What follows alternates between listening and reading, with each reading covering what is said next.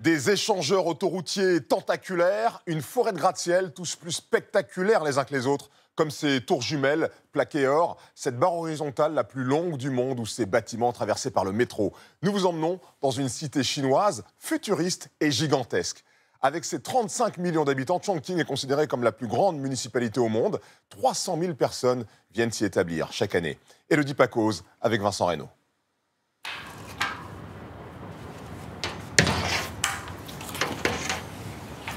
Attachez les cordes.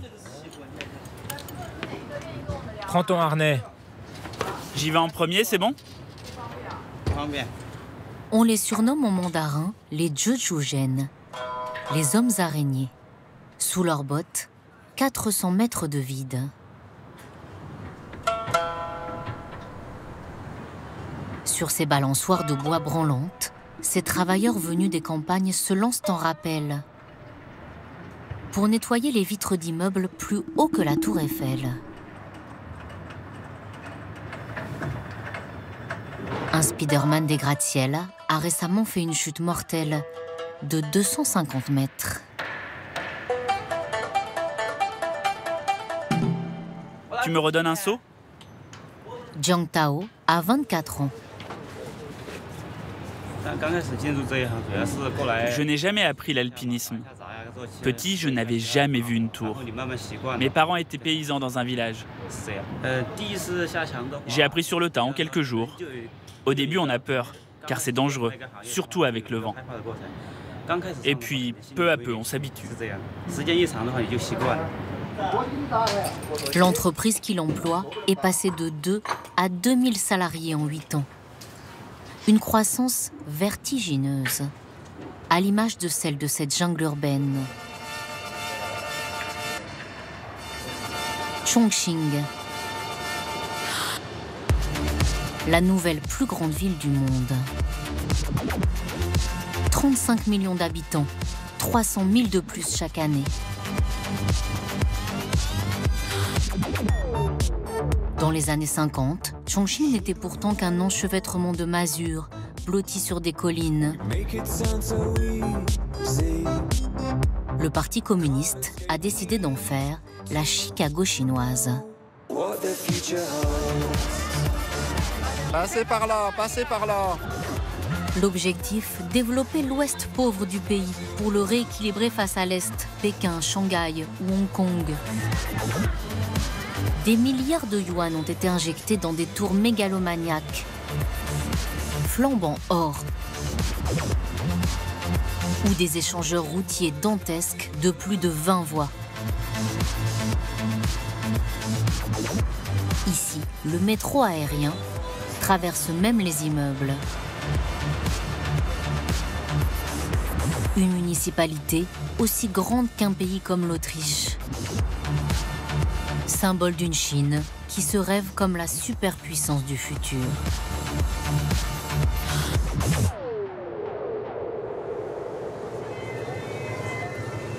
La femme qui incarne le mieux cette méga-ville, c'est He Yongze. Bon appétit à tous. Merci pour votre invitation.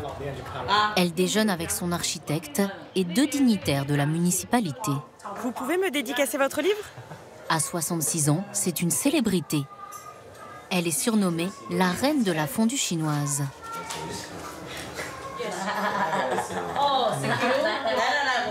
Allez, on se fait un petit selfie.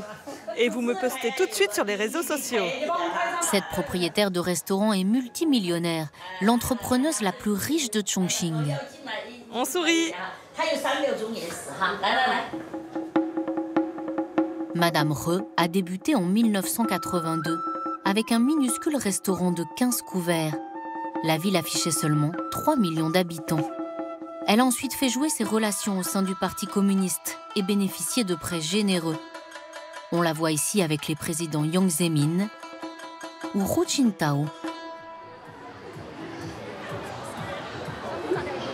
Sa plus grande fierté, son gigantesque complexe de boutiques, hôtels et restaurants qu'elle prévoit d'agrandir encore. Il faut faire une passerelle vers le 10e étage. Oui, on peut faire une passerelle. et percer aussi un tunnel.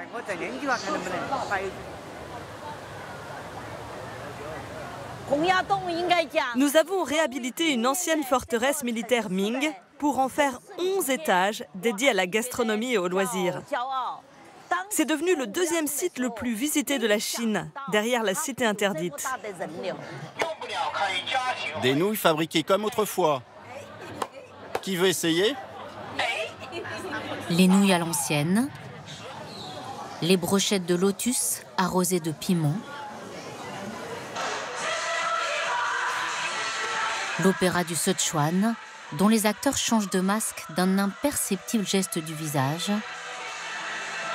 Ici, les traditions côtoient les innovations technologiques. Venez goûter la crème glacée caramélisée au chalumeau. Tout se paye à l'aide de codes scannés sur les smartphones. Et les friandises sont au gaz moléculaire.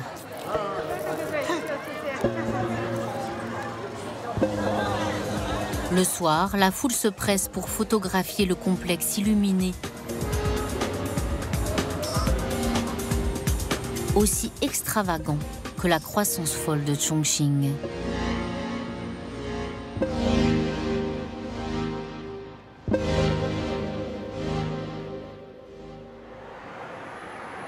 La millionnaire emploie désormais 6000 personnes et vit dans le quartier le plus chic de la ville.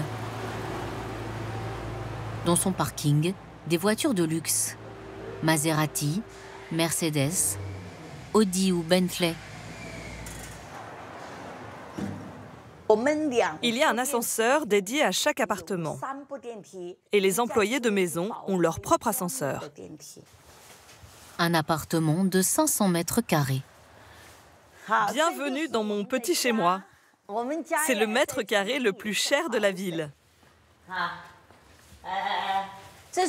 Là, c'est toute ma famille en vacances au Brésil. Mon mari, ma fille et mon gendre. Son mari ne travaille pas. Ce jour-là, il est parti à la campagne pour fuir la pollution. Là, c'est ma chambre. Un peintre connu a fait mon portrait à la peinture à l'huile. Je suis belle, non? Ma salle de bain, avec ma baignoire jacuzzi panoramique. La vue le soir, c'est top. Je prends très peu de congés, mais j'adore me reposer dans mon fauteuil massant. C'est comme ça que je me relaxe. En 20 minutes, c'est plié. Tout ici est en marbre, meublé d'œuvres d'art, aussi précieuses que kitsch. Quand j'étais petite, il n'y avait aucun immeuble et aucun pont. On traversait le fleuve en bateau. Maintenant, il y a 15 ponts. Au début de ma carrière, je pensais que si je pouvais gagner 5 000 € dans toute ma vie, ce serait génial. Et maintenant, mon appartement coûte plus de 3 millions d'euros. Les changements de la ville ont dépassé mon imagination. Mais l'explosion urbaine à marche forcée a aussi accru les inégalités. Attention, je suis chargé! À l'autre bout de l'échelle sociale, les petites mains de la ville et sa spécificité. Les bang-bang, une armée de 300 000 porteurs sur bambou. Avant d'être une mégalopole, Chongqing était un carrefour commercial, surnommé la ville-montagne avec ses rues escarpées et ses coulisses transportant les marchandises.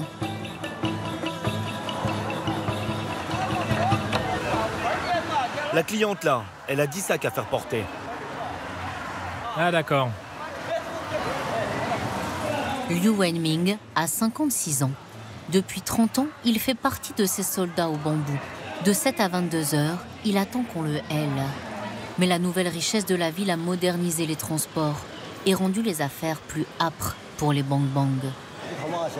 Je ne sais faire que ce métier dans la vie. Mais regardez, on est tous concurrents. Ah, ça c'est la sonnerie du business. Allô? Oui? 50 centimes par pièce? Oui, bien sûr que ça m'intéresse. Ah, pas aujourd'hui? Bon, j'attends de vos nouvelles.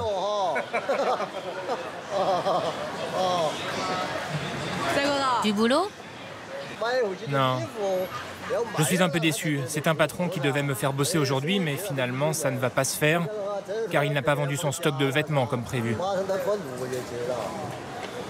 Liu Wenming décide de changer d'emplacement, d'arpenter les allées de ce centre commercial de prêt-à-porter de gros.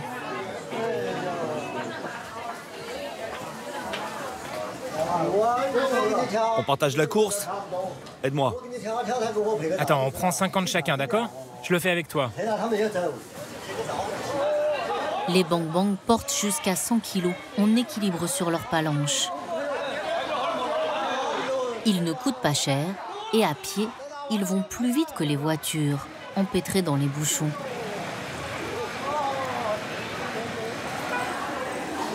Liu Wenming ne gagne au maximum que 10 € par jour.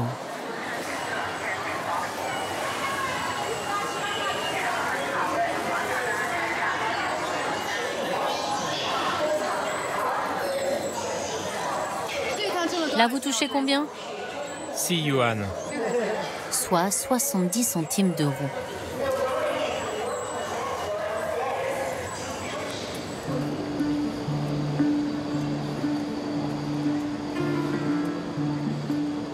Le soir, le Bang-Bang regagne son logis, dans ce labyrinthe de venelles bien caché au pied des gratte-ciels. Montre-leur qu'on se lave ici. Oui, on se lave ici. On vit un peu comme des rats. Les rats de Chongqing qui vivent en groupe.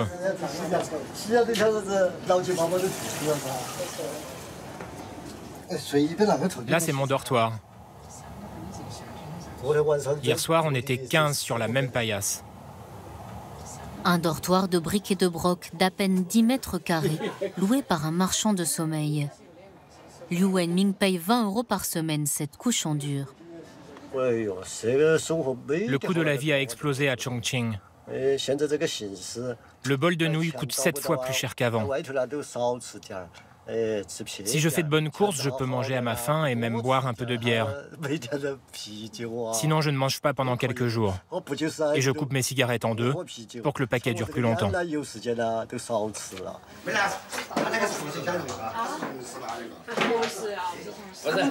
On dirait que t'as pas mangé depuis 2 jours.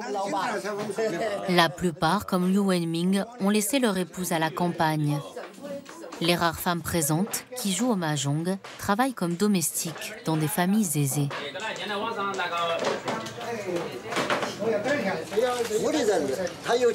Il paraît que Xi Jinping rêve d'offrir à tous les Chinois un revenu minimum et une retraite. En attendant, mon père de 80 ans est très malade et c'est moi qui dois lui envoyer de l'argent au village pour qu'il se fasse soigner. Ces 2 enfants sont adultes et ouvriers dans une usine de doudounes à Canton. Vous, votre rêve, c'est quoi? Mon rêve, ce serait de vivre dans un de ces gratte-ciel avec ascenseur. Mais j'ai peur qu'il ne se réalise pas plus que les rêves de Xi Jinping. Chongqing va continuer à s'étendre, mais il y aura toujours aussi peu de place pour moi. Les Bang-Bang sont amenés à progressivement disparaître, car la ville-province vit de moins en moins du commerce de gros.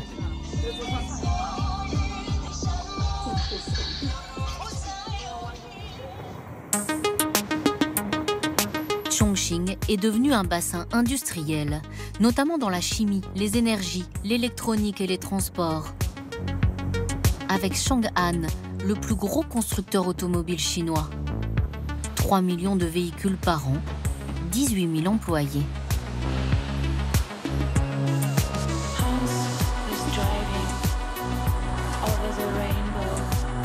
Trois quarts des ordinateurs vendus dans le monde sont aussi assemblés ici. 11% de croissance, le plus fort taux de toute la Chine.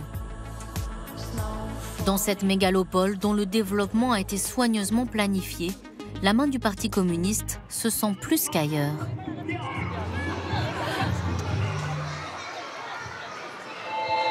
C'est jour de kermesse dans cette école maternelle. Même si Chongqing est ultra moderne, on se croirait revenu en 1950.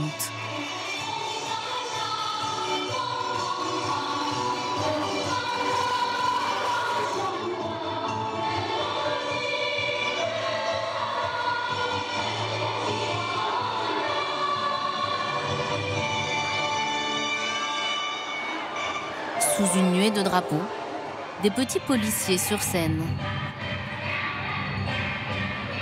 Et dans le public, des vrais, qui veillent à l'ordre, tout comme le représentant local du Parti communiste. Même si les travaux manuels des enfants glorifient le capitalisme américain. Dans le gymnase, la présence de Cindy détonne. Il y a 8 ans, cette Française a quitté Bourges pour étudier le mandarin. La jeune femme de 28 ans a eu le coup de foudre pour Chongqing et son mari, Hong. Noé, leur fils aîné, a 4 ans. Tous les lundis, ils font un lever de drapeau à l'école. Ça me dérange pas. Ils aiment leur pays, c'est bien. Après, bon, ça, je peux rien y faire, je peux pas non plus dire grand-chose. Je suis contre, mais je me tais, quoi. Je veux pas faire des histoires à cause de ça.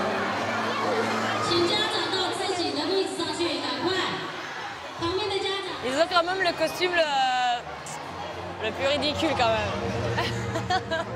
Noé, lui, n'hésite pas à protester.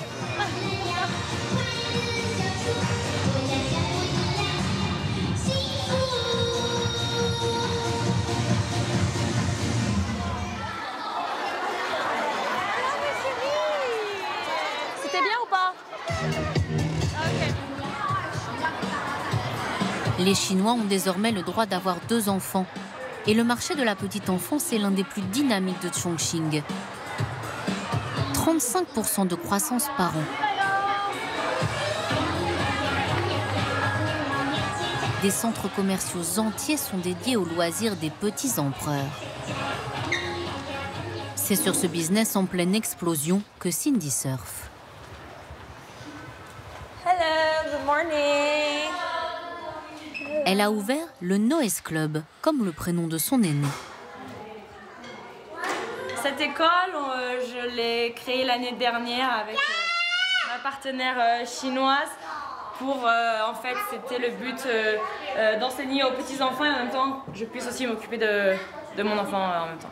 Donc on enseigne l'anglais et le français. Hockey pokey, ok. Everybody, it's time to do the hockey pokey. Okay, ready? À Chongqing, les crèches publiques n'existent pas. L'école de Cindy accueille une centaine d'élèves chaque jour, week-end compris. La jeune femme a fait un prêt et se paye pour l'instant 2 000 € par mois.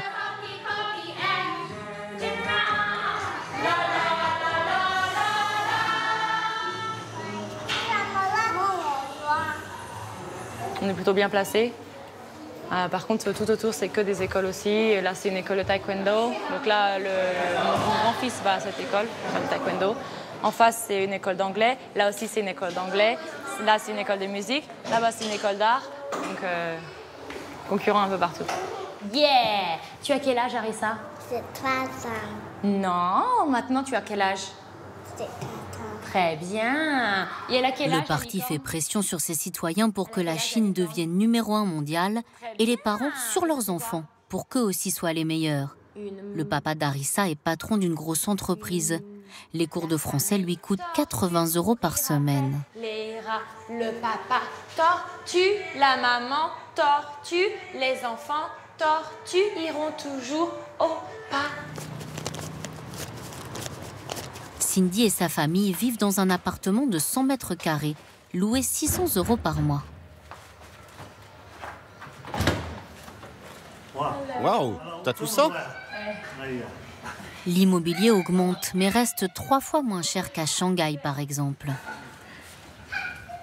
Comme souvent en Chine, le père de Hong est resté au village. Sa mère vit avec eux et s'occupe de ses petits-enfants.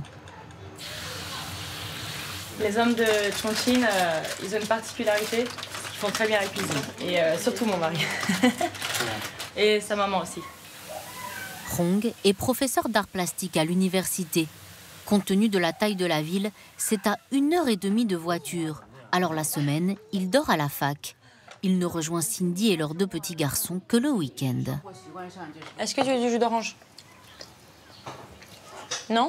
Qu'est-ce qu'on dit?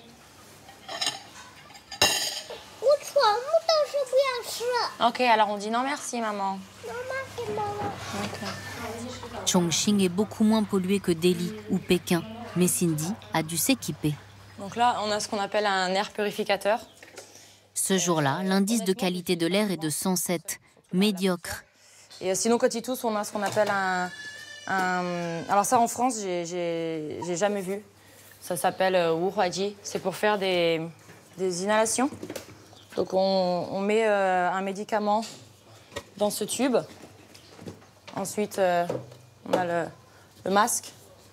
Et les petits respirent comme ça pendant 15 minutes. Et on allume, ça met de l'oxygène. Et en fait, c'est pour respirer, en fait. Respirer un peu mieux. Et ça marche. Non, non. Attends, je vais chercher ton ami. Malgré tout, la mégalopole veut devenir une ville verte. La municipalité a donc lancé un plan de végétalisation des gratte-ciels. C'est l'heure de la gymnastique matinale pour les employés de Mechine, le leader mondial des portes blindées. Sur le toit du siège de leur entreprise, un potager. Oh, il y en a pas mal ici. C'est une bonne récolte de petits pois aujourd'hui. Ouah, l'énorme concombre. Après la gym, Chen Bo, designer de portes, fait la cueillette, obligatoire. Tous les matins, on ramasse nous-mêmes les légumes qu'on va manger à la cantine. Et ils sont bio. Il y a même une rivière artificielle pour que les salariés pêchent sur le toit de l'immeuble. L'écrevisse a une pince plus courte que l'autre. Ah oui, c'est vrai. Ah oui, et ça, c'est une carpe commune. Pour cultiver, l'entreprise a embauché d'authentiques paysans. Comme Pu Chongbo, il a quitté la campagne depuis 6 ans pour s'installer à Chongqing. C'est pas un vrai champ, hein? Mais ça vous plaît? Oui, c'est plus confortable de vivre en ville. Ce qui est vraiment mieux, c'est que je gagne plus. L'entreprise me paye tous les 15 jours. Vision surréaliste, les maisonnettes des paysans jardiniers sont en équilibre sur le toit de l'immeuble. Des jardins sur les toits, Chongqing en compte plusieurs milliers. Des petits coins de nature pour des habitants qui, en quelques années, ont quitté les campagnes pour cette hyperville.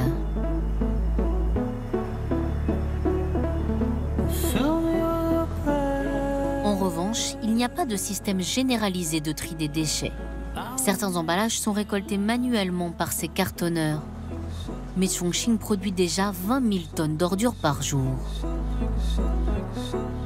Pour gérer un autre défi, le risque de pénurie en eau potable, la municipalité fait confiance à des Français. Suez, François Février est le directeur Asie du groupe. Ça, ce sont nos nouveaux consommateurs. Cette année, on est à plus 22%. De cette salle sont pilotées 5 énormes usines qui contrôlent des capteurs d'eau de pluie disséminés dans toute la ville et transforment les eaux usées en boue combustible. Difficile d'imaginer que lors du premier voyage de François Février en 1989, les 3 millions d'habitants n'avaient pas accès à l'eau. C'est une ville qui est fascinante, hein. Vous savez, quand on a commencé à travailler en 2002, ici, il n'y avait aucune habitation à côté. C'était la pleine campagne. Vous avez vu en arrivant l'urbanisation galopante. Et de voir ce dynamisme de la ville, ce dynamisme économique, cette expansion, cette continuelle expansion, 10% par an, tous les ans depuis les 5 dernières années, en termes de volume. Donc c'est quelque chose qui, pour des Européens, comme nous sommes confrontés à la stagnation de nos économies, c'est quelque chose qui est absolument passionnant. Passionnant et lucratif, Suez réalise désormais un tiers de son chiffre d'affaires asiatique à Chongqing. Pour désengorger la ville, on l'édifie dans les airs, avec des prouesses architecturales de plus en plus spectaculaires. Voici le premier gratte-ciel couché du monde. Un tube de 300 mètres de long qui relie 8 tours incurvées en forme de jonque chinoise.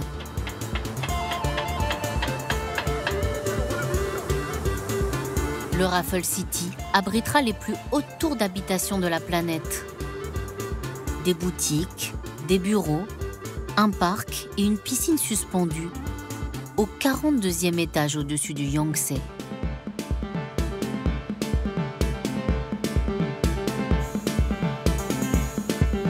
La campagne est de plus en plus grignotée par la ville. Et les paysans sont expropriés. Ren Jokwang est la prochaine sur la liste. Elle récolte son poivre du Sichuan, une épice haut de gamme vendue dans le monde entier. Je cultive 7 hectares et c'est beaucoup de travail. Ça me rapporte 2 000 € par an.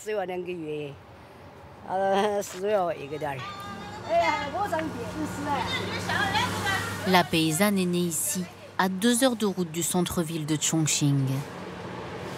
Je sais pas, tu attends maman si elle a besoin. Huang, sa fille unique, est en visite pour le week-end. Pose-le ici. Professeure de français en ville, elle est mariée à un Lyonnais, Jonathan, qui enseigne les langues lui aussi. Laisse-moi faire. Au début, j'avais du mal avec le tofu, maintenant ça passe plutôt bien. Parce qu'il n'y a pas trop de choix en Chine. C'est plutôt bon. La famille vient d'apprendre qu'elle devra quitter cette cuisine un peu moyenâgeuse, où les plats sont cuits au feu de bambou. La zone vient d'être inscrite sur une liste de la municipalité qui répertorie les villages promis à la démolition pour construire de nouvelles tours.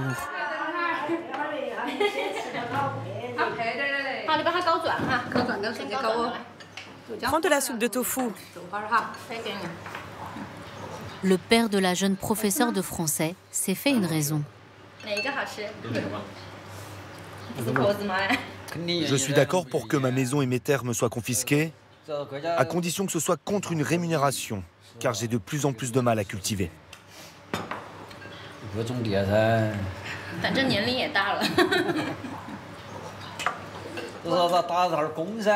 J'ai très mal au dos. Je pourrais peut-être enfin me reposer. Tu n'as pas mis trop de piment vert? Ça va, il est doux. Le gouvernement va acheter les terrains et aussi peut-être notre maison. Et puis ils donnent un prix raisonnable et peut-être ils vont aussi construire les résidences pour loger les habitants ici. Ouais. Donc on va gagner, on va dire gagner ou avoir des appartements dans les immeubles et aussi avoir un peu d'argent. Certes, ils n'auront peut-être pas le choix, mais d'un autre sens, d'un autre côté, ils seront entre guillemets contents de revendre leur logement puisqu'ils vont pouvoir s'enrichir très rapidement, facilement, quoi. Certains expropriés protestent davantage. Les maisons clous de Chongqing sont devenues célèbres. Elles désignent une propriété qu'un paysan refuse de quitter, tandis que la démolition a déjà démarré tout autour. 2000 km de route et 130 millions de mètres carrés d'habitation sont actuellement en construction.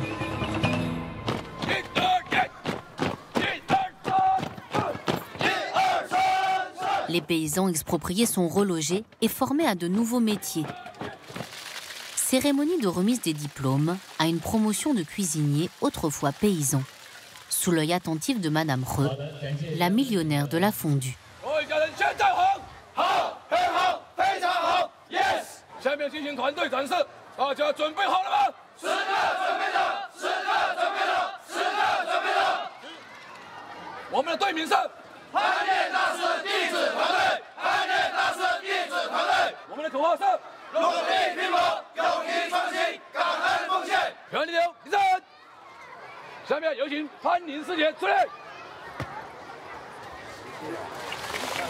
La millionnaire est venue offrir une donation à cette école de campagne. Chers cuisiniers, chers invités, chers camarades. Et surtout recruter la future main-d'œuvre de ces restaurants. Je suis très heureuse de participer à cette transmission entre maîtres et disciples et d'offrir des ordinateurs et des équipements sportifs pour cette école. Soyez tous au service d'une société harmonieuse et chérissez le Parti communiste.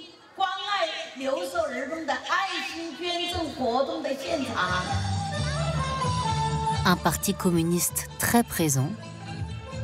Pourtant, paradoxalement, certains jeunes ont l'impression d'être plus libres, moins contrôlés que dans d'autres villes chinoises.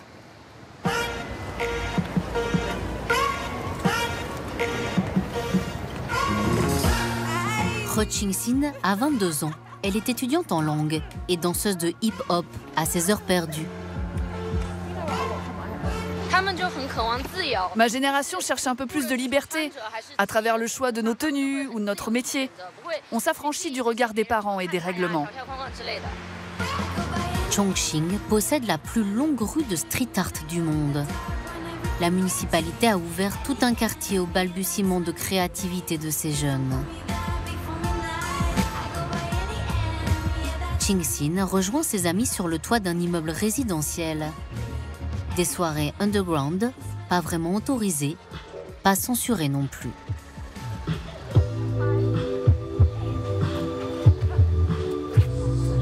Coucou, tu m'avais pas vu arriver? Ah, salut! Un DJ,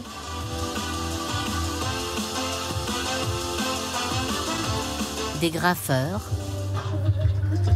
les filles citant modèle Rihanna ou Beyoncé, les garçons, le rappeur Eminem ou les groupes de K-pop coréennes. Certains osent même se travestir ou afficher leur intimité. Filme quand je roule une pelle à mon mec. Une révolution dans une Chine encore très pudique. Il y a une sorte de revendication politique, même si on n'ose pas la montrer de façon trop évidente, de peur d'être réprimé. Et puis, la jeunesse de Chongqing est moins surveillée que celle de Pékin ou de Shanghai. Donc, on peut oser plus de choses.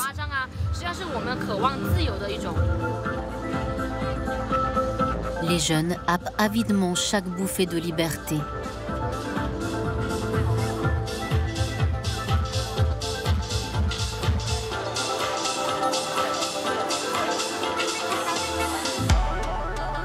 Même si la nuit, c'est toujours la propagande communiste qui illumine les façades.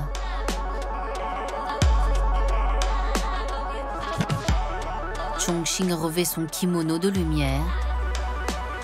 La vitrine tapageuse d'une cité du futur jaillit en quelques dizaines d'années des entrailles de la